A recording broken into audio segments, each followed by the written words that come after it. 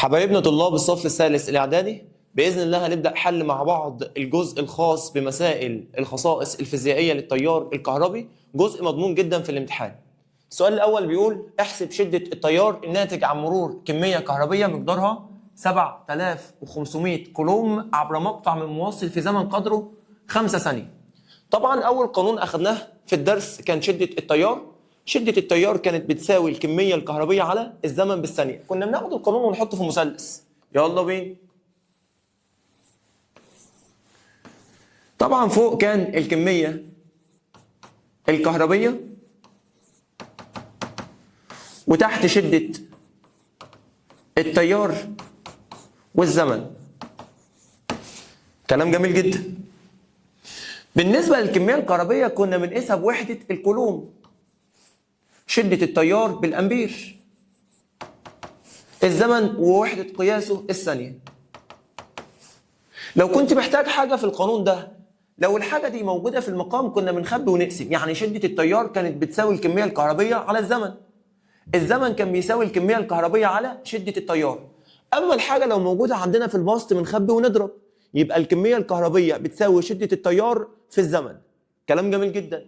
اللي بيطبق على الكميات الفيزيائية بيطبق على الوحدات، بمعنى زي ما قلت إن شدة التيار بتساوي الكمية الكهربية على الزمن، الأمبير بيكافئ برضو الكولوم على الثانية. كلام جميل جدا. يبقى شدة التيار بتساوي الكمية الكهربية على الزمن. الكمية الكهربية بوحدة الكولوم مفيهاش مشكلة، جاهزة. والزمن بوحدة الثانية زي الفل، مش محتاج تحويل. يبقى 7500 على الخمسة يديني 1500 أمبير.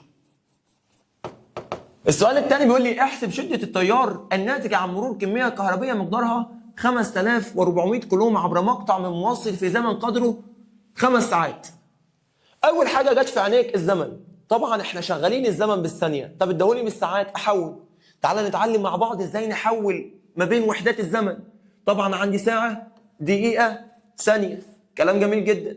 الساعة فيها 60 دقيقة. عود نفسك وانت بتحول من كبير لصغير، الكبير يضرب، يبقى نضرب في 60. من صغير لكبير الصغير يقسم، يبقى نقسم على 60. كلام جميل جدا. طب من دقيقة لثانية، الدقيقة فيها 60 ثانية، يبقى من دقيقة لثانية اضرب في 60. العكس نقسم، يبقى نقسم على 60. كلام جميل جدا. طب احنا عايزين نحول من ساعة لثانية، يبقى اضرب في 60 عشان احول لدقيقة، واضرب في 60 كمان عشان احول لثانية. يبقى اول حاجة اقولها له في المسألة الزمن بوحدة الثواني. الكلام ده بيساوي 5 في 60 عشان احول لدقيقة، في 60 عشان احول لثانية، يطلع معايا ب 18000 ثانية. كلام جميل جدا. يبقى أول حاجة جهزتها عندي الزمن بوحدة الثانية، وعندي الكمية الكهربية جاهزة. أجيب شدة التيار مباشر. شدة التيار بتساوي الكمية الكهربية على الزمن بتساوي الكمية الكهربية. عندي 5400 والزمن لسه مطلعينه ب 18000. الكلام ده بيساوي 3/10 طبعا أمبير عشان أنا بجيب شدة تيار. السؤال الثالث بيقول لي احسب الكمية الكهربية الناتجة عن مرور تيار شدته 6 أمبير لمدة دقيقتين. نفس الفكرة برضو، هنبدأ إن احنا نحول الزمن. يبقى أول حاجة هنعملها نجيب الزمن بالثواني. يبقى الزمن بالثواني بيساوي، مديني دقيقتين يبقى 2 أضربها في 60، 2 في 60 يديني 120 ثانية. كلام جميل جدا. طيب جهزت الزمن ومديني شدة التيار، يبقى اجيب الكمية الكهربية على طول. يبقى الكمية الكهربية بتساوي، طبعا الكمية الكهربية كانت في المثلث من فوق، واحنا قلنا لو عايزين حاجة فوق نخبي ونضرب، يبقى بتساوي شدة التيار في الزمن. يبقى شدة التيار في الزمن. طيب شدة التيار عندنا في المسألة ب6 أمبير. في الزمن احنا لسه معدلينه ل 120 ثانية. الكلام ده بيساوي 720.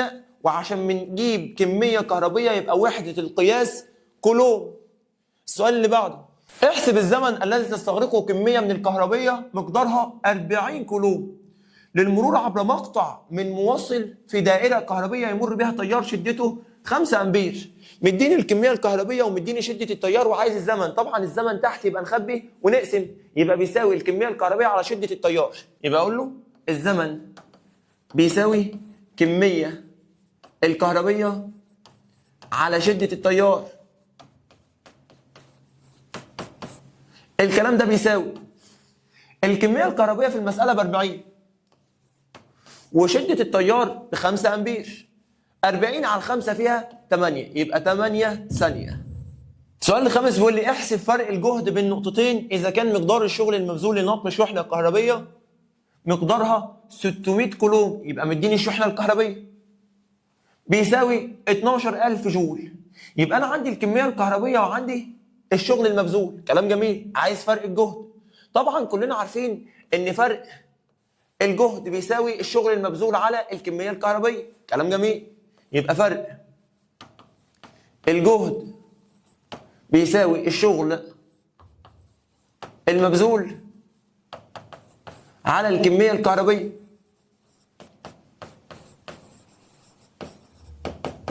كلام جميل جدا. طيب مديني في المسألة الكمية الكهربية ومديني الشغل المبذول، ناقصني فرق الجهد. خلاص يبقى فرق الجهد بيساوي الشغل المبذول على الكمية الكهربية. يلا بينا. يبقى فرق الجهد بيساوي الشغل المبذول على الكمية الكهربية. الشغل المبذول على الكمية الكهربية. طب الشغل المبذول لسه مطلعينه ب 12000 جول والكمية الكهربية 600 كولوم بيساوي 20 فولت طبعا عشان احنا بنجيب فرق جهد. السؤال السادس بيقول لي اذا كان فرق الجهد بين طرفي موصل يساوي 3 فولت اداني فرق الجهد. احسب مقدار الشغل المبذول لنقل كمية كهربية مقدارها 5 كولوم. يبقى الراجل اداني فرق الجهد واداني الكمية الكهربية وعايز الشغل المبذول. يبقى الشغل المبذول بيساوي فرق الجهد في الكمية الكهربية. يلا بينا. يبقى الشغل المبذول بيساوي فرق الجهد مضروب في الكمية الكهربية. الكلام ده بيساوي فرق الجهد عندنا في المسألة ب 3 فولت والكمية الكهربية ب5، يبقى 3 في 5 يطلع معايا 15 جول عشان احنا بنحسب شغل. السؤال السابع بيقول لي اذا كان فرق الجهد بين طرفي مصدر 15 فولت يبقى انا عندي فرق الجهد. احسب الكميه الكهربيه المنقوله عندما يبذل هذا المصدر شغل مقداره 510 جول. يبقى احنا عندنا الشغل المبذول وعندي فرق الجهد، ناقصني الكميه الكهربيه. يبقى الكميه الكهربيه بتساوي الشغل المبذول على فرق الجهد. يبقى الكميه الكهربيه بتساوي الشغل المبذول على فرق الجهد. الكلام ده بيساوي طبعا الشغل المبذول عندنا 510 جول، يبقى 510 على فرق الجهد مديهولي ب 15 فولت يطلع معايا 34 كولوم عشان احنا بنجيب كميه كهربيه.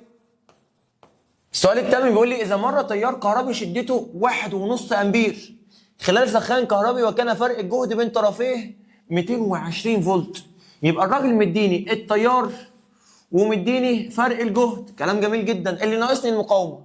المقاومه زي ما احنا عارفين بتساوي فرق الجهد على شده التيار. تعال نحطها في مثلث.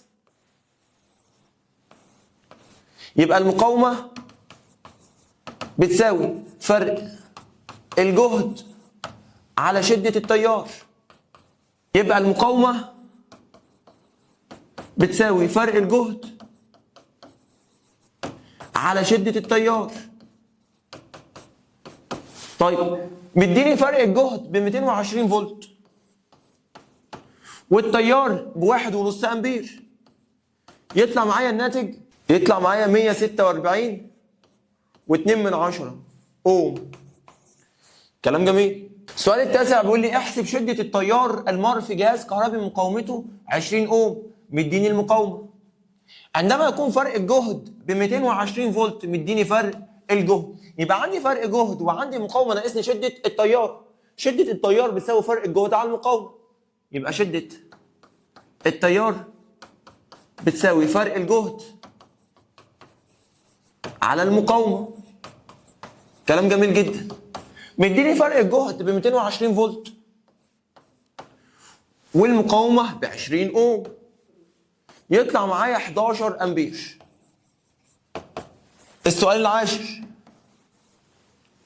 بيقول لي احسب فرق الجهد بين طرفي المكنسه الكهربيه واداني المقاومه بتاعتها واداني شده التيار. عندي مقاومه وعندي شده التيار ومحتاج فرق الجهد. خلاص يبقى فرق الجهد بيساوي المقاومه في شده التيار. يبقى فرق الجهد بيساوي المقاومه مضروبه في شده التيار.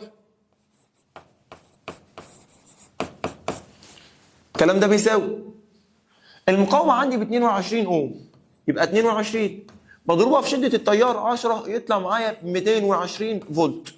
السؤال 11 بيقول لي من الدايره المقابله احسب قيمه المقاومه ا ف. طيب عندي فرق الجهد ب 8 فولت وعندي الاميتر بيقرا تيار ومديني 2 امبير، يبقى انا عندي فرق جهد وعندي شده تيار ناقصني مقاومه. خلاص المقاومه بتساوي فرق الجهد على شده التيار. يبقى المقاومه بتساوي فرق الجهد على شده التيار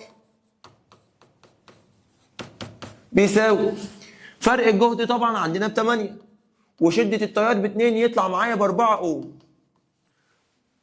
خلصنا المطلوب الاولاني. المطلوب الثاني بيقول لي احسب الكميه الكهربيه المره في الدائره خلال دقيقه. قبل ما تشتغل لازم تحول الزمن. يبقى اول حاجه هتحسبها الزمن. يبقى اقول له الزمن بالثواني هيساوي 1 في 60 يطلع معايا ب 60 ثانيه. طيب عندي زمن بالثواني وعندي التيار، اجيب الكميه الكهربيه. يبقى الكميه الكهربيه من المثلث الاولاني كانت بتساوي شده التيار في الزمن. التيار عندي ب 2 امبير والزمن لسه مطلعينه بالثواني ب 60 ثانيه. 2 في 60 يطلع معايا 120 كولوم. نبدا في اسئله مهارات التفكير العليا. بيقول لي احسب قراءه الفولتميتر والمفتاح مفتوح. الفولتميتر الاولاني والمفتاح مفتوح. طبعا كلنا عارفين ان الفولتميتر لو المفتاح مفتوح بيقيس حاجه اسمها القوه الدافعه الكهربيه، اما لو المفتاح مغلق بيقيس حاجه اسمها ايه؟ فرق الجهد. طيب هنا بيقول لي احسب قراءه الفولتميتر والمفتاح مفتوح، يبقى اكيد طبعا هيقيس حاجه اسمها القوه الدافعه الكهربيه. يبقى الف بالنسبه لي الفولتميتر هيقيس القوه الدافعه الكهربيه، يبقى هيساوي 6 فولت. طيب المطلوب الثاني عندي بيقول لي قراءة الفولتميتر في 2 والمفتاح مغلق. عايز الفي 2. طبعا المفتاح مغلق يبقى الفولتميتر هيقيس فرق الجهد. فرق الجهد بيساوي شدة التيار في المقاومة الكهربية. يبقى به بالنسبة لي اقول له فرق الجهد هيساوي شدة التيار مضروب في المقاومة الكهربية. كلام جميل. طيب شدة التيار روح بص على الاميتر على طول هتلاقيه ب1 امبير مضروب في المقاومة الكهربية وقيمتها 5 اوم. الكلام ده هيساوي 5 فولت. خلصنا المطلوب الثاني. السؤال 13 بيقول لي احسب المقاومة لسلك كهربي فرق الجهد بين طرفيه ب4 فولت. يبقى اداني فرق الجهد عندما يمر فيه شحنة كهربية مقدارها 6 كولوم. اداني الكمية الكهربية لمدة 3 ثواني. اداني الزمن. كلام جميل جدا. محتاج المقاومة واداني فرق الجهد. كلنا عارفين طبعا ان المقاومة بتساوي فرق الجهد على شدة التيار. هنا اداني فرق الجهد بس ما ادانيش شدة التيار، بس اداني حاجات اجيب بيها شدة التيار اللي هي الكمية الكهربية والزمن. يبقى اول حاجة اعملها اجيب شدة التيار. يبقى 1 شدة التيار بتساوي من القانون الاولاني والمثلث الاولاني عندنا الكمية الكهربية على الزمن. كلام جميل جدا. الكلام ده بيساوي الكمية الكهربية عندنا ب6 كولوم والزمن ب3 ثانية. الكلام ده هيساوي 2 امبير. جبنا شدة التيار وعندنا فرق الجهد. خلاص يبقى المقاومة الكهربية بتساوي فرق الجهد على شدة التيار. يبقى المقاومة هتساوي فرق الجهد على شدة التيار. الكلام ده بيساوي فرق الجهد عندنا ب 4 فولت وشدة التيار ب 2 امبير. الكلام ده يساوي 2 اوم عشان احنا بنقيس طبعا مقاومة. لو انت واخد بالك اسئلة مهارات التفكير العليا هيبدأ ان هو يجمع ما بين المثلثات، بدل ما يجيب لك قانون واحد لا يجيب لك قانونين. يعني مثلا زي المسألة دي طالب مني مقاومة ومديني فرق الجهد بس ما ادانيش شدة التيار، يبقى هيديني حاجة اجيب بيها شدة التيار اللي هي عندي في المسألة الكمية الكهربية والزمن، فهرجع للمثلث الأولاني. معظم أسئلة مهارات التفكير العليا ربط ما بين مثلثات. سؤال 14 بيقول لي احسب شدة التيار المار في دائرة كهربية علما بأن الشغل المبذول ب 240 جول وزمن سريان الشحنة الكهربية ب 2 ثانية. كلام جميل جدا. طيب محتاج شدة التيار. شدة التيار كلنا عارفين ان هي بتساوي الكمية الكهربية على الزمن بالثانية، بس هنا اداني الزمن بالثانية وما ادانيش الكمية الكهربية، بس اكيد اداني حاجة اجيب بيها الكمية الكهربية. مديني هنا الشغل المبذول ومديني على الرسمة فرق الجهد. اصبح عندي حاجتين، عندي شغل مبذول وعندي فرق جهد. يبقى اكيد هستخدم انه مثلث؟ المثلث التاني. يبقى الكمية الكهربية ساعتها هتساوي الشغل المبذول على فرق الجهد. كلام جميل جدا. طيب الشغل المبذول في المسألة عندي 240 جول وفرق الجهد جبناها من على الرسمة من على قراءة الفولتميتر ب 40 فولت، يطلع معايا الكمية الكهربية 6 كولوم. كلام جميل جدا. جبنا الكمية الكهربية وعندي الزمن بالثانية، ارجع استخدم المثلث الاولاني اللي كان بيقول لي ان شدة التيار بتساوي الكمية الكهربية على الزمن. يبقى شدة التيار بتساوي الكمية الكهربية على الزمن. الكمية الكهربية طلعناها ب 6 كولوم على الزمن ومدهوني ب 2 ثانية، 6 على 2 فيها 3 امبير. لو انت ملاحظ معظم اسئله مهارات التفكير العليا ربط ما بين المثلثات. سؤال 15 بيقول لي احسب مقدار الشغل المبذول لنقل كميه كهربيه بين النقطتين س وص خلال نص دقيقه. اول حاجه جت في عينيك نص دقيقه. كلام جميل جدا. احنا شغالين الزمان بالثواني، يبقى اول حاجه اعملها اجيب الزمن بوحده الثانيه. كلام جميل جدا. يبقى بيساوي نص في 60 يطلع معايا ب 30 ثانيه. جبنا الزمن بالثواني. طيب الراجل عايز الشغل المبذول. كلنا عارفين ان الشغل المبذول بيساوي فرق الجهد في الكميه الكهربيه. كلام جميل جدا. طيب فرق الجهد لو بصيت على الرسمه هتلاقيه مديهولك ب 6 فولت، فاصبح عندي 1 ناقصني 1، يبقى انا عندي فرق الجهد وناقصني الكميه الكهربيه، بس اكيد اداني حاجات اجيب بيها الكميه الكهربيه. الراجل مديني شده التيار ومديني الزمن، يبقى اجيب الكميه الكهربيه. يبقى اقول له الكميه الكهربيه بتساوي شده التيار مضروبه في الزمن. التيار جبناه من على الرسمه ب 4 امبير والزمن لسه مطلعينه ب 30 ثانيه، يطلع معايا 120 كولوم. اصبح معايا الكميه الكهربيه ومن على الرسمه موجود فرق الجهد. خلاص نجيب الشغل المبذول مباشر. الشغل المبذول بيساوي فرق الجهد مضروب في الكميه الكهربيه. طب فرق الجهد من على الرسمه ب 6 فولت، الكميه الكهربيه وحسبناها ب 120 كولوم، يطلع معايا ب 720 جول. وخد بالك من حاجه، لو جبت المطلوب الاولاني غلط هتجيب المطلوب الثاني غلط، لان المساله كلها مرتبطه ببعضها. وخد بالك ان السؤال ده جالنا في البحيره 2023. سؤال 16 سؤال محترم جدا للامانه. بيقول لي اذا كانت شده التيار الكهربي المار بتساوي 3 امبير احسب قيمه الجهد عند النقطه س. طيب الراجل عايز الجهد عند النقطه س. طب ما تيجي نجيب فرق الجهد الاول ومنه نجيب الجهد عند النقطه س.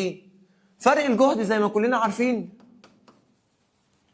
بيساوي شده التيار في المقاومه. شده التيار عندنا في المساله ب 3 امبير والمقاومه ب 5 اوم، يطلع معايا ب 15 فولت. كلام جميل جدا. يبقى فرق الجهد يعني لو طرحت س من ص يديني 15 فولت اهو. س ناقص عند ص ب 10 طبعا، يبقى س ناقص 10 بتساوي 15 فولت. نودي ال 10 الناحيه الثانيه بعكس الاشاره، يبقى س بيساوي 15 زائد 10 يبقى بيساوي 25 فولت. والسؤال ده محترم جدا. يبقى الفكره هنا في ايه؟ عشان اجيب الجهد عند النقطه س لازم اجيب فرق الجهد. فرق الجهد بيساوي تيار في مقاومه، جبت فرق الجهد، كلام جميل، ب 15 فولت. طيب يبقى س ناقص ص فرق الجهد، س ناقص ص بيساوي 15 فولت. عملت معادله وعندي مجهول واحد، اجيب قيمه المجهول اودي السالب 10 الناحيه الثانيه بعكس الاشاره، يطلع معايا س ب 25 فولت. السؤال اللي بعد كده مكملين طبعا في اسئله مهارات تفكير عليا. السؤال 17 بيقول لي مصباح كهربي يمر به تيار، التيار بنص امبير وفرق الجهد ب 10 فولت. كلام جميل. احسب مقدار الشغل اللازم لاضاءه المصباح لمده 3 دقائق. طبعا كلنا عارفين ان الشغل المبذول بيساوي فرق الجهد في الكميه الكهربيه. طيب عندي مين هنا؟ عندي فرق الجهد بس ما عنديش الكميه الكهربيه، بس عندي حاجه اجيب بها الكميه الكهربيه الا وهي شده التيار والزمن. بس خد بالك من حاجه، انا شغال زمن بثواني، يبقى اول حاجه حول الزمن، يبقى الزمن بالثانيه بيساوي، خد بالك معظم المسائل فيها تحويل للزمن. الزمن بيساوي 3 في 60 يطلع معايا ب 180 ثانيه. كلام جميل. الكميه الكهربيه بقى، الكميه الكهربيه طبعا كلنا عارفين ان الكميه الكهربيه بتساوي شده التيار في الزمن. يبقى الكميه الكهربيه بتساوي شده التيار في الزمن. كلام جميل جدا. طب شده التيار عندنا بقد ايه؟ بنص امبير. في الزمن لسه محولينه ب 180، يطلع معايا يبقى الكميه الكهربيه بتساوي شده التيار في الزمن، يبقى نص في 80 يديني 90 كولوم. كلام جميل جدا. يبقى انا جبت كده الكميه الكهربيه. طب الشغل المبذول بقى بيساوي ايه؟ الشغل المبذول بيساوي فرق الجهد مضروب في الكميه الكهربيه.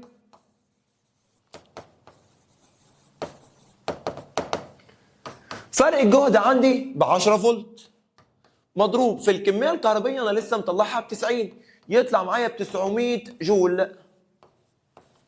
السؤال 18 بيقول لي احسب شده التيار المر في موصل فرق الجهد بين طرفيه ب 40 فولت عند بذل شغل ب 240 جول لنقل الكميه الكهربيه لمده 2 ثانيه. كلام جميل جدا. عندي فرق جهد وعندي شغل مبذول، ناقصني الكميه الكهربيه. يبقى الكميه الكهربيه بتساوي الشغل المبذول على فرق الجهد. طيب الشغل المبذول مديوني في المسألة ب 240 جول وفرق الجهد مديوني ب 40 فولت، الكلام ده بيساوي 6 كولوم. كلام جميل جدا. يبقى جبنا الكمية الكهربية. طب كمية كهربية وعندي زمن، يبقى اجيب شدة التيار. يبقى شدة التيار من المثلث الأولاني بتساوي الكمية الكهربية على الزمن بالثانية. كلام جميل. الكمية الكهربية لسه مطلعينها ب 6 كولوم والزمن مديهوني ب 2 ثانية، 6 على 2 فيها 3 امبير. سؤال 19 بيقول لي احسب الكمية الكهربية المرة في موصل مقاومته 2200 اوم عندي المقاومة واداني الزمن 120 ثانية. كلام جميل. عند توصيله بمصدر كهربي جهده 220 فولت. يبقى انا عندي الجهد وعندي المقاومة وعندي الزمن وطالب مني الكمية الكهربية. كلنا عارفين طبعا ان الكميه الكهربيه بتساوي شده التيار في الزمن بالثانيه، كلام جميل. طب احنا عندنا الزمن بس ما عندناش شده التيار، بس عندنا مقاومه وجهد نجيب منهم شده التيار، خلاص يبقى شده التيار بتساوي فرق الجهد على المقاومه، كلام جميل جدا. طيب الجهد اللي هو مديهوني ب 220 فولت،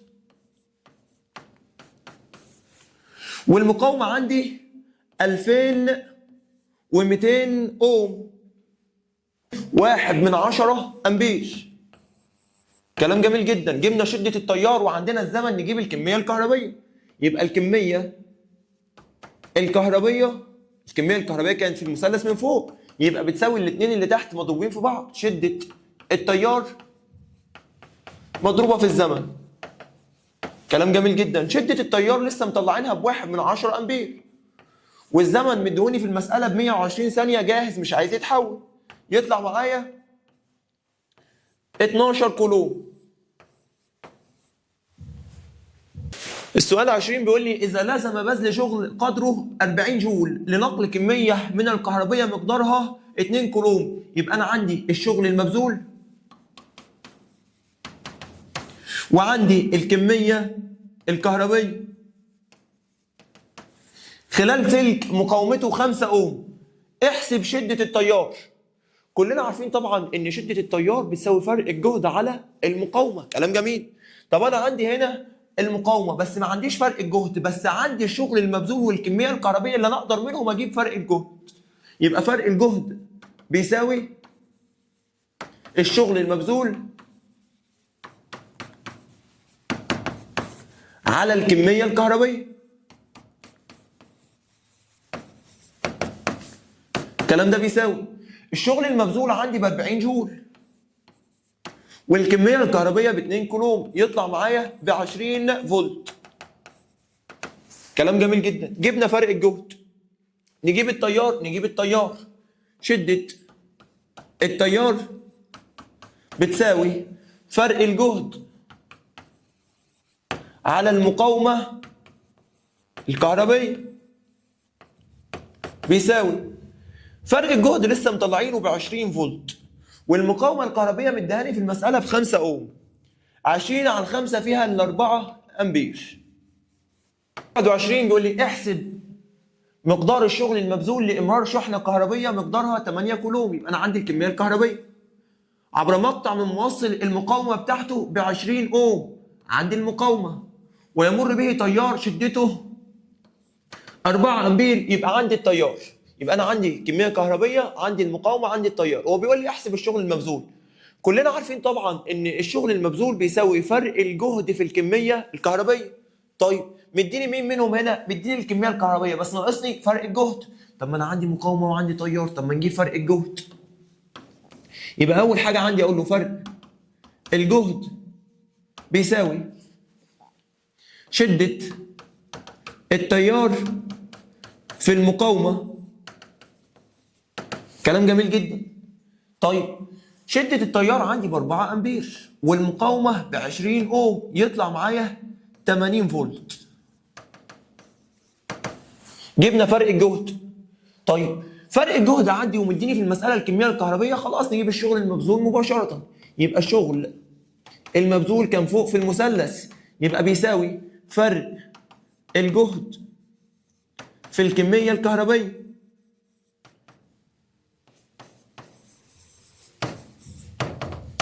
فرق الجهد لسه مطلعينه ب 80 فولت والكمية الكهربية مديهاني في المسألة ب 8 كولوم، يطلع معايا 640 جول. خلص المسألة. السؤال 22 بيقول لي موصل كهربي فرق الجهد بين طرفيه 18 فولت، يمر به تيار كهربي شدته 2 امبير، تم توصيله بمصدر كهربي آخر فزادت شدة التيار بمقدار 3. احسب فرق الجهد بين طرفي الموصل.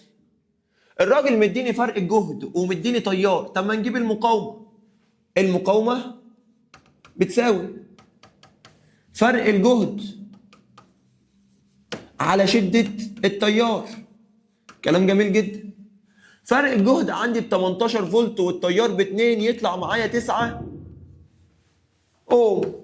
كلام جميل جدا. والتيار هيزيد بمقدار 3، يبقى التيار الجديد هيساوي 3 زائد 2 لان قال لي زاد بمقدار كام؟ 3 هيساوي 5 امبير. والمقاومه كده ثابته ب 9 اوم. عندي مقاومه وعندي تيار، طب ما نجيب فرق الجهد. يبقى فرق الجهد بيساوي شده التيار في المقاومه. شدة التيار، خد التيار الجديد عندك ب 5 امبير مضروب في المقاومة ثابتة عندي عشان نفس الموصل اللي هي 9. 5 ب 9 يديني 45 فولت. والسؤال ده محترم جدا. يبقى فكرة السؤال ده ان انا بجيب من فرق الجهد وشدة التيار المقاومة، والمقاومة ثابتة طالما نفس الموصل. بعد كده جبنا التيار الجديد لانه قال لي زاد بمقدار كام؟ 3. هو القديم كان كام؟ 2 زاد بمقدار 3 يبقى 5. يبقى التيار الجديد ب 5 امبير والمقاومه ثابته عشان نفس الموصل. نجيب فرق الجهد شده التيار في المقاومه، يبقى 5 في 9 ب 45 فولت. وبكده نكون خلصنا حل اهم اسئله المنهج، اهم المسائل الموجوده في المنهج كله، المسائل الخاصه بالخصائص الفيزيائيه للتيار الكهربي.